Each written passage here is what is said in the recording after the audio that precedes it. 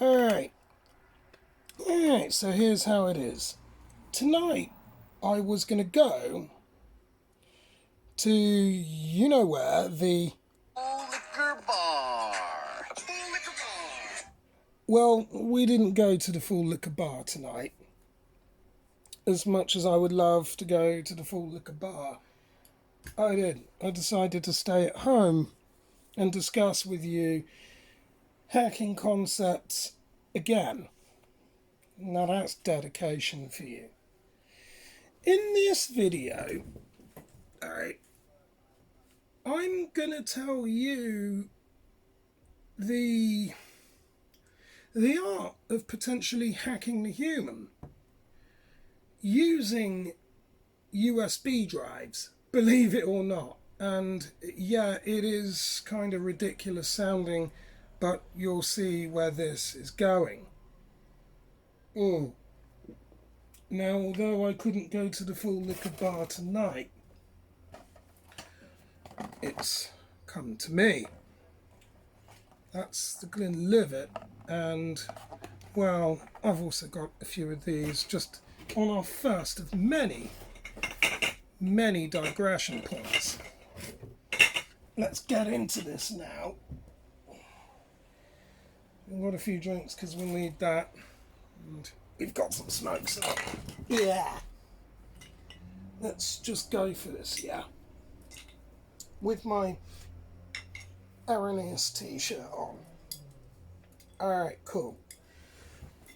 So, this is about hacking the human, and I want to go into this really in only the most simple way possible. Let's hope that I can call up MS Paint. In fact, actually, yeah, I think I can do it this way. There we are. Because I'm not going to bother editing anything too much. I don't need to. For the purposes of this, we're going to do this as a bird's eye view. An overhead view, if you want to call it that. I don't really want these slipping and going up my backside. Either that would not be good. Right. Let's just sort of get that there so you can see what I'm on about. Let's draw ourselves from an overhead perspective. A nice building. Right. Again, this is overhead. Then let's go and put, I don't know, a car park somewhere. Just because reasons. So the smaller one would be the car park. Again, this doesn't have to look accurate. Then we'll need a road. Right. So this could be part of some industrial unit or whatever. It could be practically anything.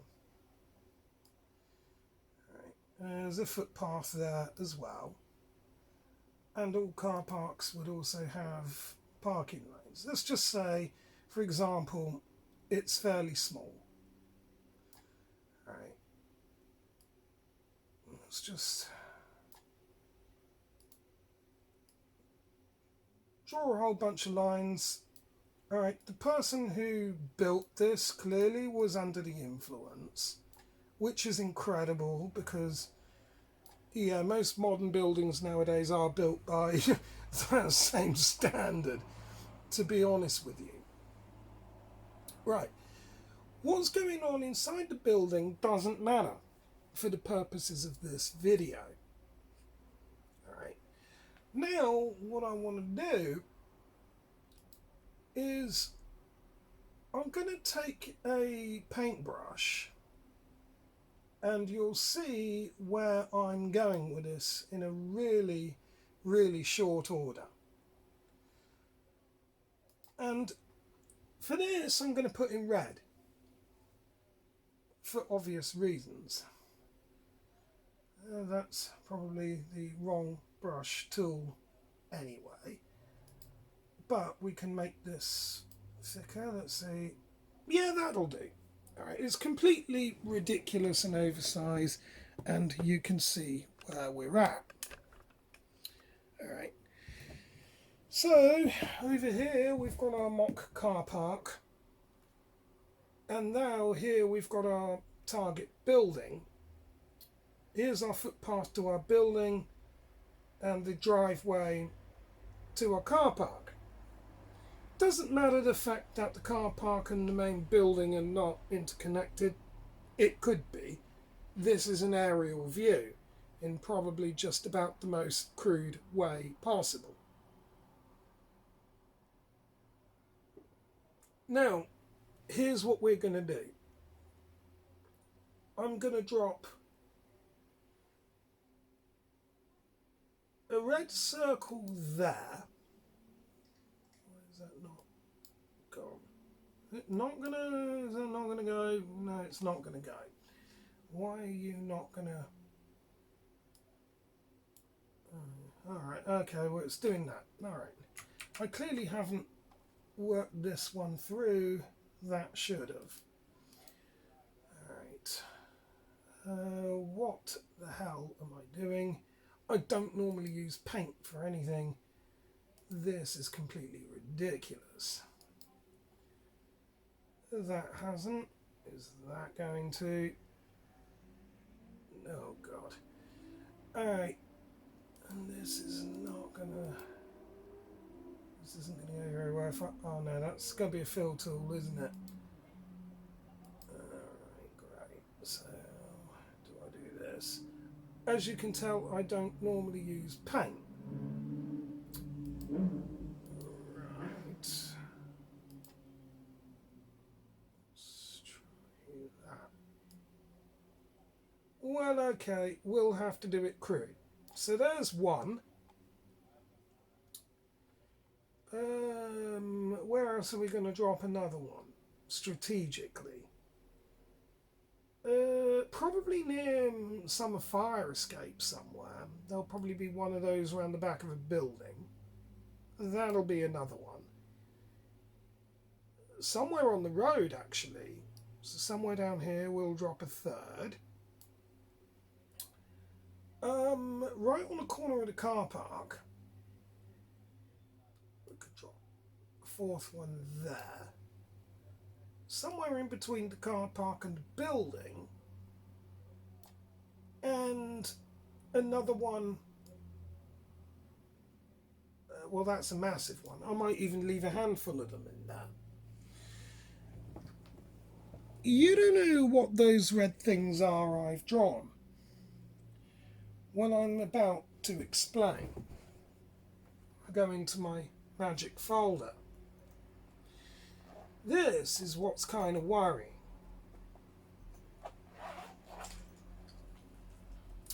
I think you're going to guess where I'm going with this now when I start pulling out things like these.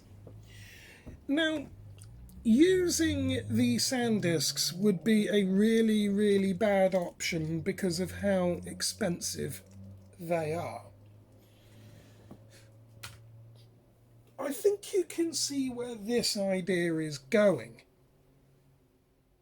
Alright, this is one of those social engineering attacks, hence why I call it the USB drop flooding.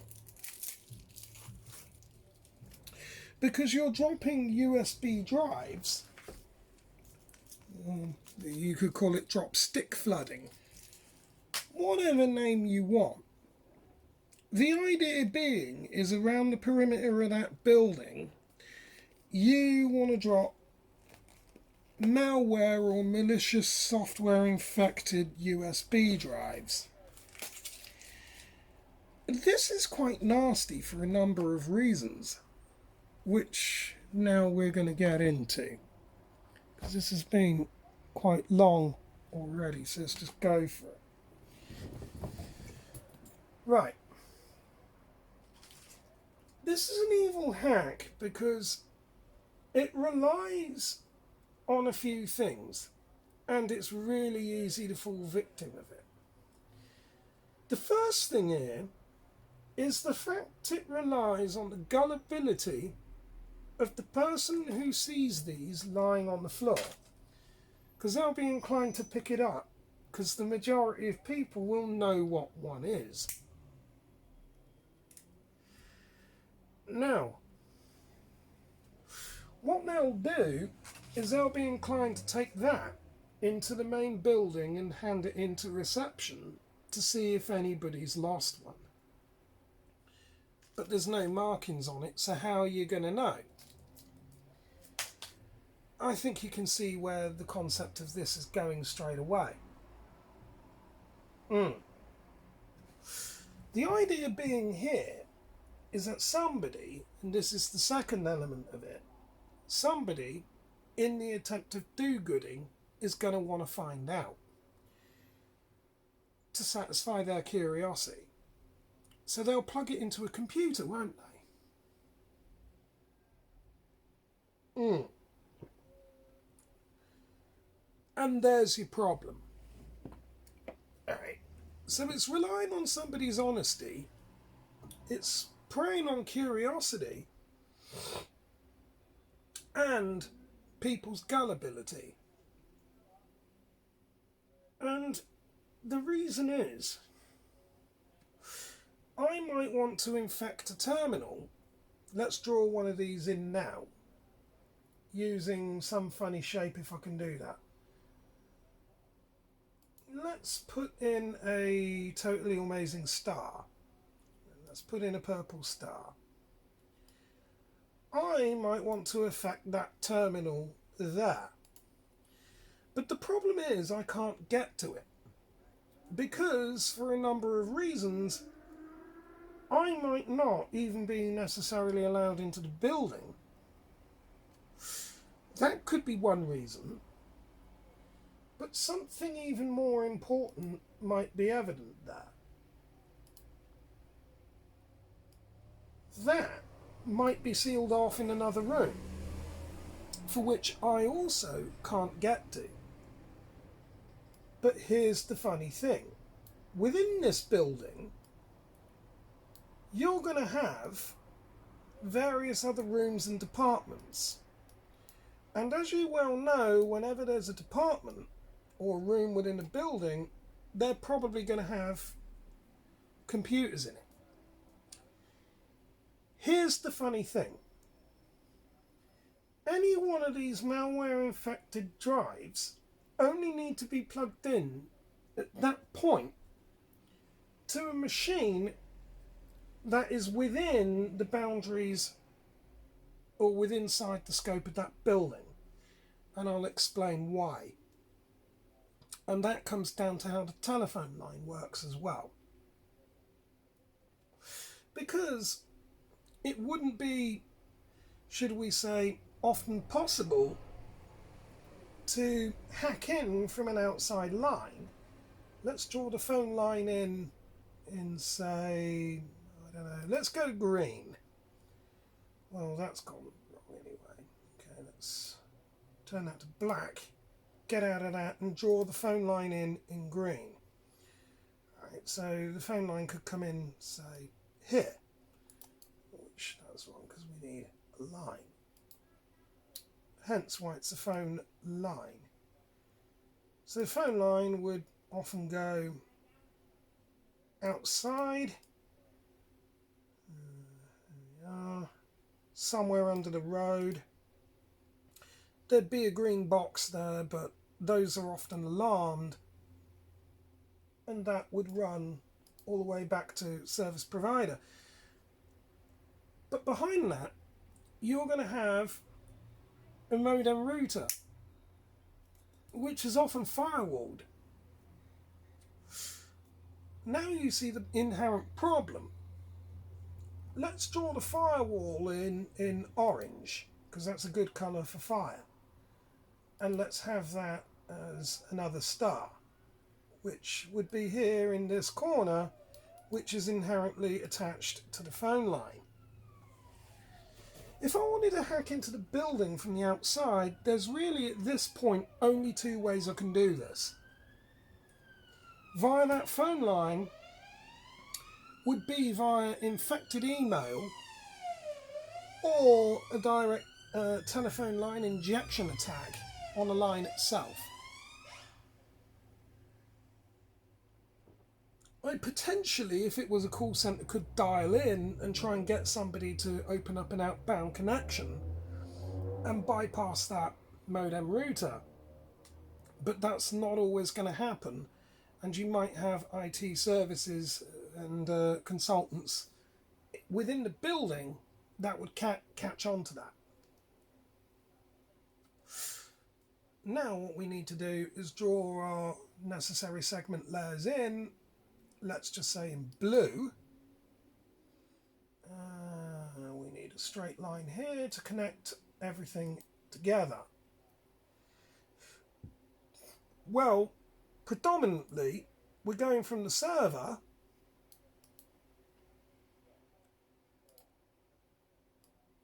to the outside. That's often how things are mostly done anyway from modem router. Everything from within the server will be connected to each workstation, so we can draw that in. So let's do that from each segment of our stars. Well, each segment of the star from the amazing star. Again, this isn't particularly neat, and for the purposes of this, it doesn't have to be. Right. So like I said before, I can't physically enter the building because I don't have the necessary credentials to do so. You might have in another colour, let's say yellow, and let's put that in a speak bubble right here. That might be a perimeter gate or some access control method. Alright, something stopping me from entering that building. So the easy way around this is to litter the surrounding area with cheap versions of USB flash drives. This is not something that's unheard of, and it has been done numerous times, and I've even encountered it on various networks I've managed.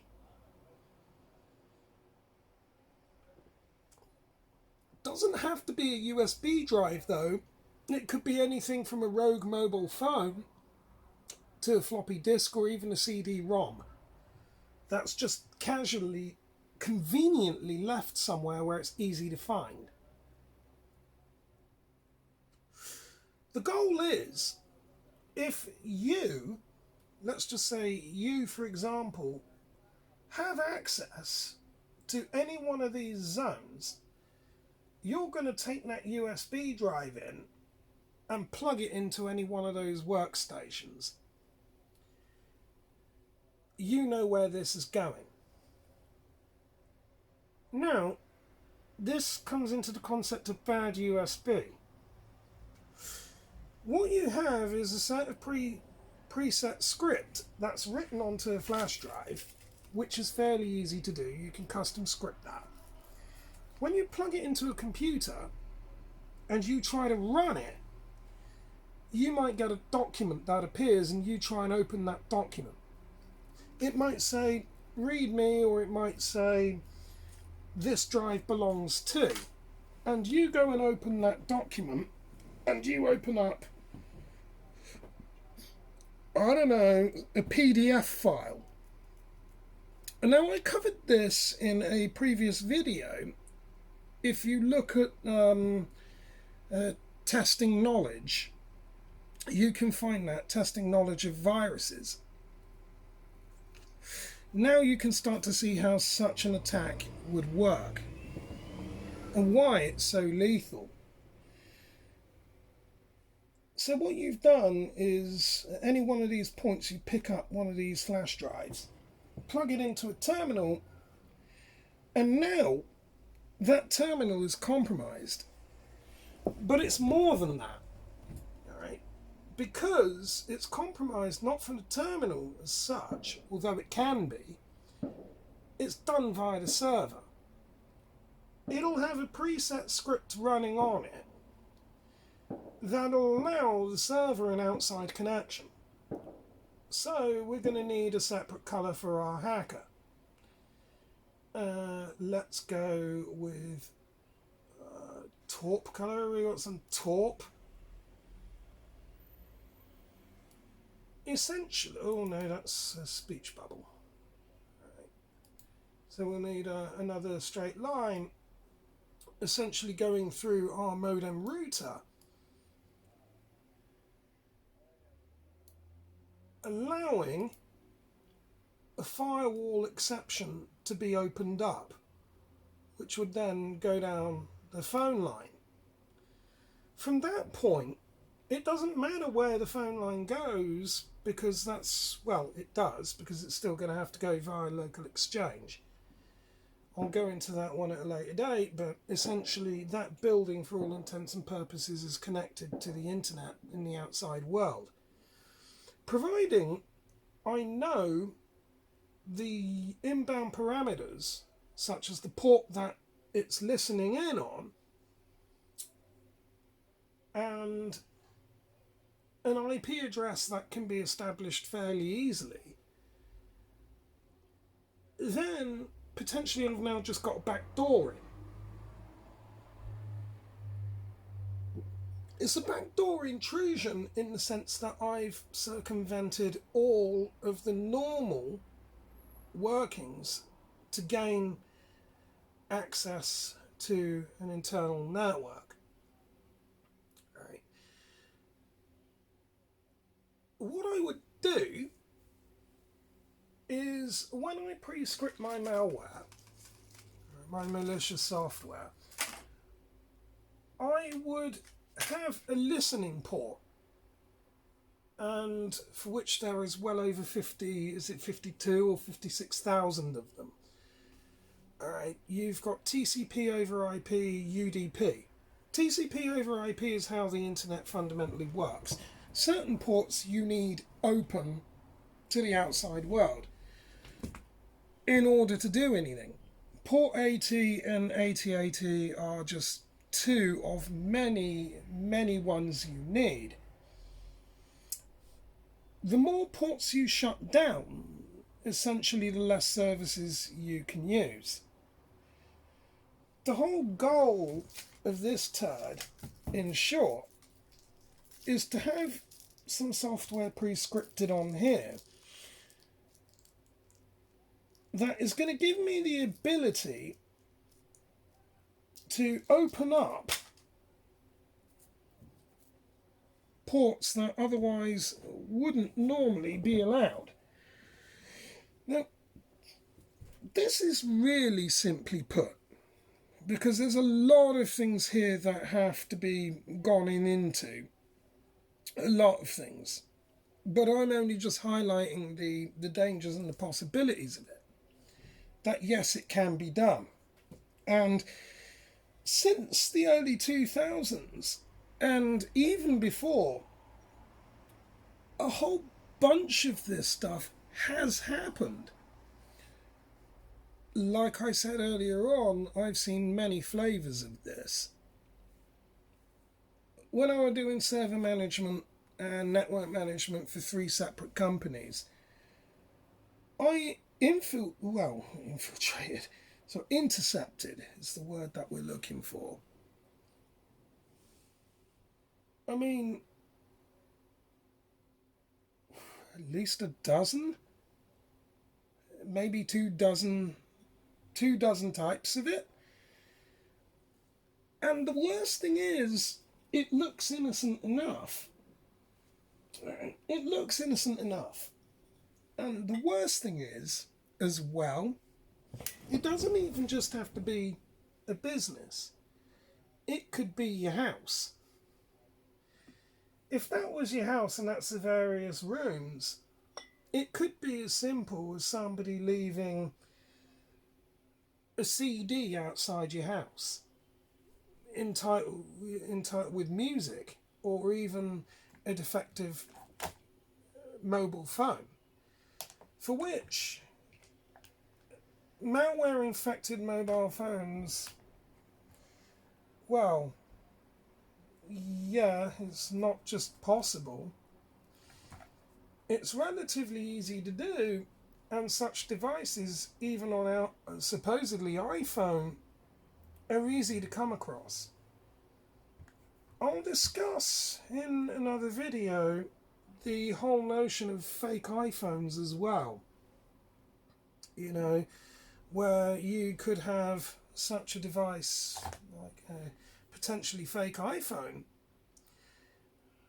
and immediately when you turn it on, you get a restore screen prompting you to plug this into a computer. You would just think you've found an iPhone. No, you haven't. What you found is something even more worrying. You found what looks like an iPhone, but the whole internal hardware has been removed. And it's essentially a bad phone. It's just another variant of the whole USB flood driving. USB drive flooding, or whatever you want to call it, whatever name you want to go by with this. And if it's part of business, it's really quite nasty, because you're going to have to educate everyone within that business infrastructure. And bear in mind, this doesn't just have to be a server room and 5, 6 departments. That could be an organization with 1,000+ employees. It could be, for all intents and purposes, an enterprise. The car park doesn't just have to be built by a bunch of cowboys who can't lay a straight line, and it doesn't just have to be demonstrated by a guy who would rather be at the Full Liquor Bar tonight, who can't draw in paint to save his life. It looks like the sort of scrawling that a 3-year-old would do. That's what's worrying about this. It's actually relatively easy to pull this off. You've also, in this day and age, you've got something called a rubber ducky. A USB rubber ducky. It looks like a thumb drive and types like a keyboard. There's one here. I don't know if I showed you it properly, so I'll show you it again. Now, these are not cheap. These will set you back probably in excess of about $80 or $90. So unless that was going to be specifically targeted, in which case it would be a spear phishing attack, you wouldn't want to be just randomly distributing them. But it wouldn't take a whole lot to program cheap Chinese generic USB drives like the one I've got here, which its size is only about 1 gig, like that one, and you can get a pack of 10 of them for about $4. In this diagram, I've only thrown 6 of them outside. I would say that if only one of those drives found its way into a target machine, that's money well spent. Because here's the interesting thing, alright?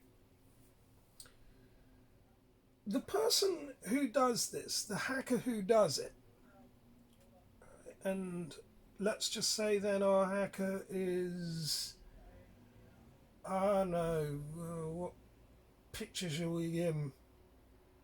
Triangle. Right. A solid triangle, a black triangle, because he's a black hacker. big fat black hat hacker there. Right. When he throws those drives down, he essentially has written these things off as lost. And this is the important thing. And then we'll discuss how to defend against it. So, there's going to be an element of time that's needed to write the software and encode these particular pieces of, well, it's like a landmine, if you will. Right. Somebody's going to pick it up. Oh, I wonder who that belongs to. Let's plug it in, go find out. Right. Well, they see a bunch of garbage appear on the screen. They think, oh God, well, that doesn't make sense to me. The next minute they've got, we need a word, mate. Come into the office, we need a chat. Basically, IT services have pulled that operative. What have you just plugged into our network? If it even gets discovered. And that's another thing as well, digression point. If you custom write software, antivirus systems might not necessarily detect it. That's another point worth knowing. Alright, so all the hard work has been done for me because I'm preying on a social engineering tactic in the sense that relies on somebody's curious state of mind, and even maybe they think they're going to score a free flash drive out of it. I'm sure you'll see a lot of people that if they thought they saw a 512 gigabyte sticker on that, they would think, wow, I've just got myself a flash drive. I'm going to see what's on that, because if I can wipe it, I'm going to keep it myself. Which would be incredible, because then the potential is they could also infect their machine at home, depending on the environment. It would be absolutely incredible if this whole setup here was a Microsoft environment, because not all Windows machines will recognize partitions on a flash drive outside of certain environments. So it might even be possible where you could put something in a file format that Windows doesn't recognize, and it won't even see that partition. So what looks like 512, somebody's going to think, oh, well, that's corrupted. It's only showing as 256. Maybe it's misprinted. But in that case, the hacker would put on there 1 terabyte, and it would then say 512 gig when somebody plugs it in, and or whatever. Or it would say 512 written on there, but it was a 1 terabyte drive. That's kind of irrelevant. But where that says 1 gig, that could be a 2 gig drive, but have 2 partitions on it, is what I'm getting at. Alright. One partition is 1 gigabyte in size, or less than 1 gig, because the way it would be addressed. Alright. So it might only be 500, 500 whatever. Plug that in. But they're seeing the 1 gig. So it might be 512 meg. Alright. They plug it in. Yeah, okay, that's that's 1 gig. But it could be higher than a 1 gig drive, but it's not showing anything higher because the machine that they've plugged it in has gone into a Windows thing. You get the point. I've not explained that very well. That's because I'm not at the full liquor bar tonight.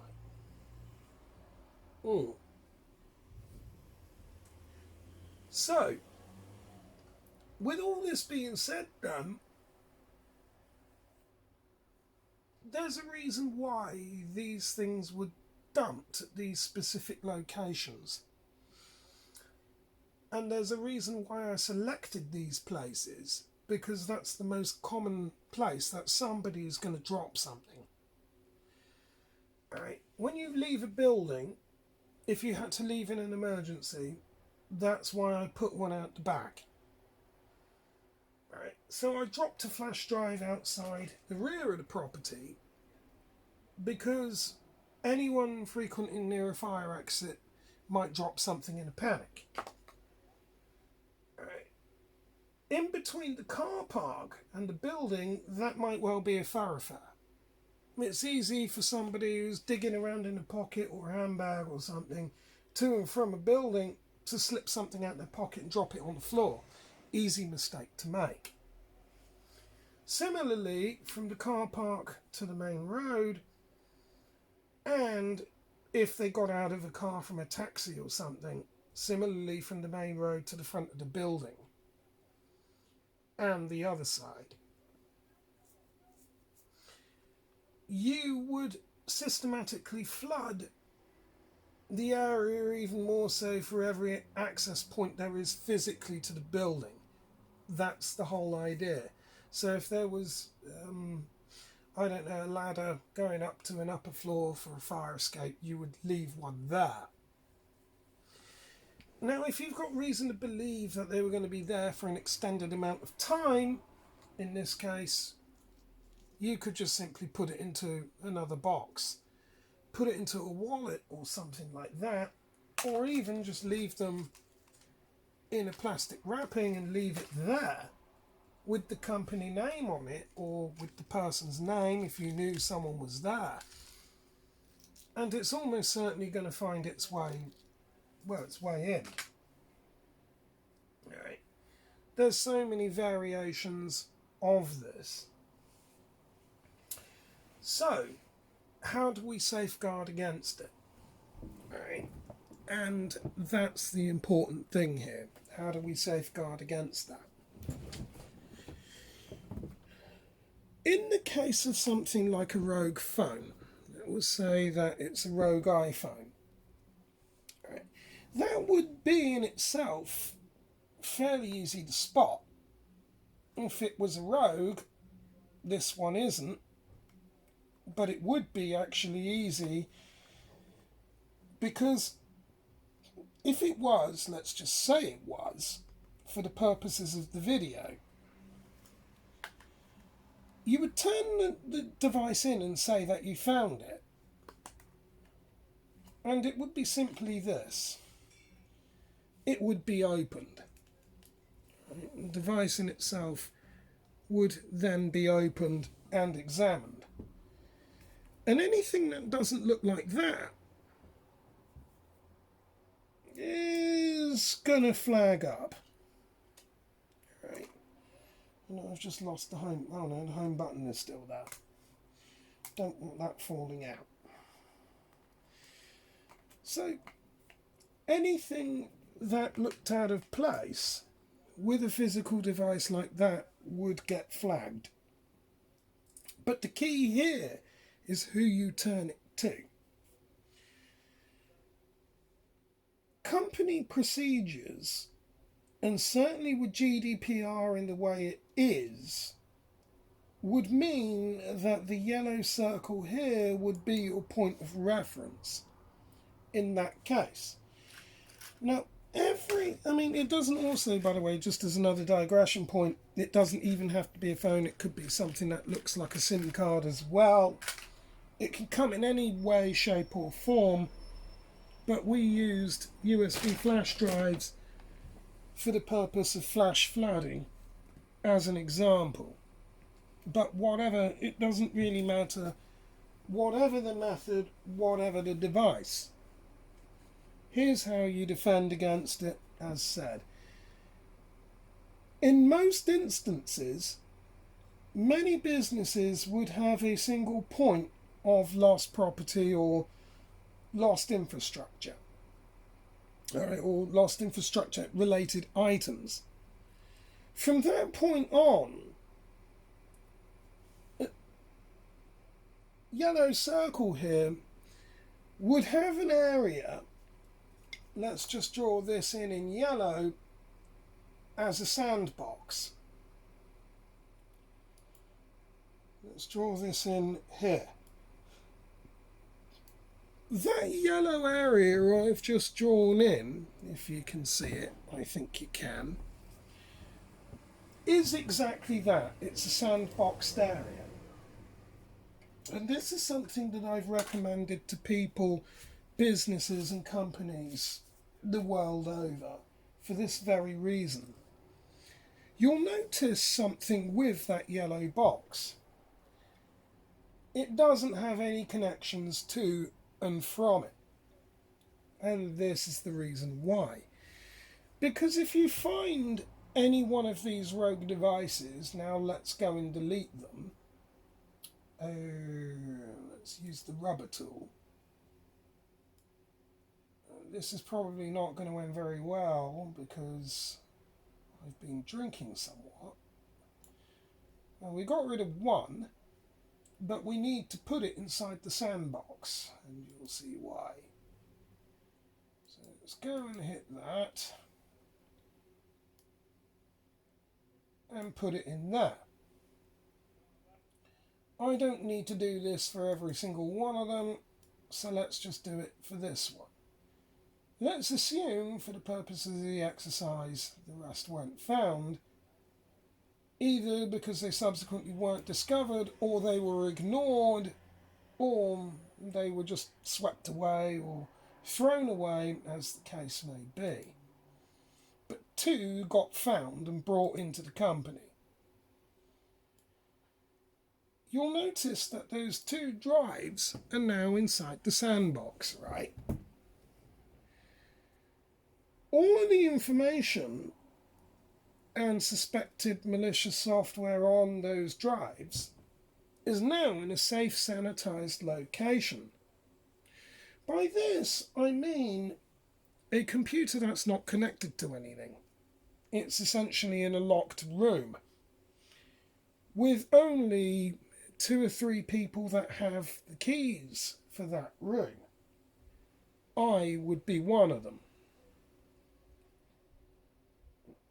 The company director would be another, or the managing director, or the CEO, the chief executive officer, or somebody formally in charge of the business would have the key to that particular room for security reasons. The only other person that would be at the yellow desk. And there would be strict guidelines of who they give that key to. And most definitely it would have protocol behind it. Meaning it would be absolutely impossible, if your staff's educated, it would be impossible for such an infected drive to make its way onto a main element of your network. Would be impossible. The beneficial thing with this is something called the honeypot, and I'll discuss honeypots in another video. And essentially the way they work is this. We'll need a yellow line now. Yellow for not just the sandbox, but yellow as in the cunny, the cunny of Hana. That will go down. I should even have that as a t-shirt. The cunner of Hana. And that would go into the phone line, essentially. So the hacker would think they've gained access to the main network when actually they haven't. They've only gained access to a sanitized environment, meaning it will serve them absolutely no purpose, but there'll be stuff on there that they think is useful, such as files that say company accounts, with a whole bunch of bogus numbers on there, so on and so forth. So they'll download it, and their details are then backtracked. And that's how then you would find the hacker, you would backtrack. That's the most primitive way, but the reality is if somebody's gone to that extent, they're not going to be able to be backtraced that easily, because I've not taken into consideration here VPNs, tunneling, even disposable decoy networks and other devices that a hacker may use. Assuming it's a schoolboy error, then that may be the way. Now, if this was a home environment, essentially the same rules would apply. It's probably not a good idea to go picking up things that you don't really know what they are. Right. If somebody started decoying a bunch of flash drives outside your house, you probably don't want to go picking them up. And if you do, for goodness sake, don't be running them on a £2,000 Mac computer or your main network, because you just don't know what could be on it. You might be setting yourself up for something more incriminating. And that goes for anything. That can be CDs, it could be rogue phones, could be anything. Alright? There's a whole host of forms that this can take. Alright? Any time that I come by a new phone or a new device or a new flash drive, even if it's bought brand new, I set up a secondary machine. I've got external machines for that. And I'll reverse engineer the entire software that's stored within. You've got to. If it's got pictures on it, you're going to have metadata on that. Alright? Most photos or pictures would have metadata on it. You can get tools that can recover that information. Right? And you can strip that out. You can look at that. It's the same thing, essentially, when it comes to this. Even certain files, right?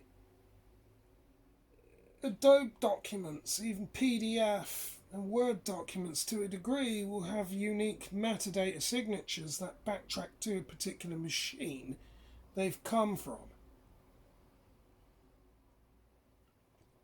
If it's an amateurish job, it will do. And if the virus or whatever payload has been written is compiled in a particularly crappy way, you can reverse engineer that and analyze it. Right. But again, I mean, it's common sense, huh? The worst thing to do, and this would be the worst, and I've known many IT techs do this, and it's almost inherently suicide when they do, is to pick one up and take it into the server room and run it. At that point, you've just opened up all of your defences. Some have. Believe you me, there's no end to human stupidity in that regard. It just goes to say, and it just goes to show, that in this case, it doesn't matter whether or not you've got hundreds of thousands of pounds or even millions of pounds of hardware there. It comes down to the weakest link. You're only as ever as strong as it. And in this case, you're relying on the human. Right? As I've always said, and as many other engineers will say, network engineers will say, the problem lays between chair and keyboard, not necessarily the hardware. You can spend millions of pounds on your infrastructure. Trust me when I say this, or don't. I have seen servers that are worth more than a lot of what the richest people have in their banks. I've seen servers worth that much. You can have the most impressive hardware setup you can imagine. All of that can be compromised in one simple motion by having one person pick up an infected key drive and plug that in to an available work terminal. And all of your security goes out the window. And just because you've got antivirus, that don't mean anything. Antivirus only works as long as there's signatures for the virus. Remember that.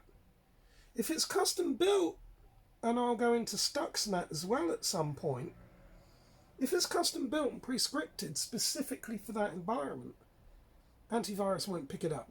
Period. If it's designed to infiltrate that environment and a degree of prior knowledge is known, there's no way you can rely on firewalls or antivirus. It's as simple as that.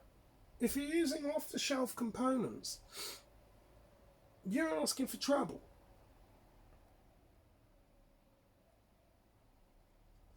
And as a home user, that's easy to fall victim to as well. If you have a modem router or broadband router and you leave that near a window and somebody can see that, or they know who you're supplied with, leaves you potentially open. Keep that stuff private. It's as simple as that.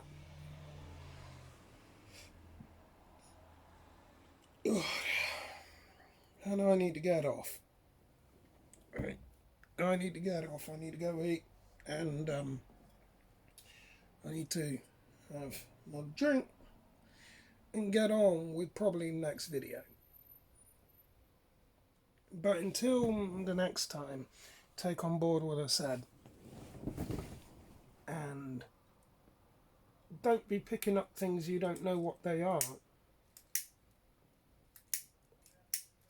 And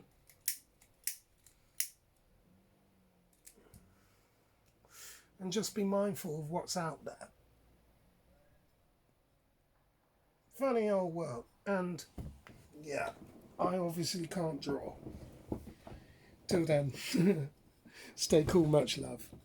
Bye.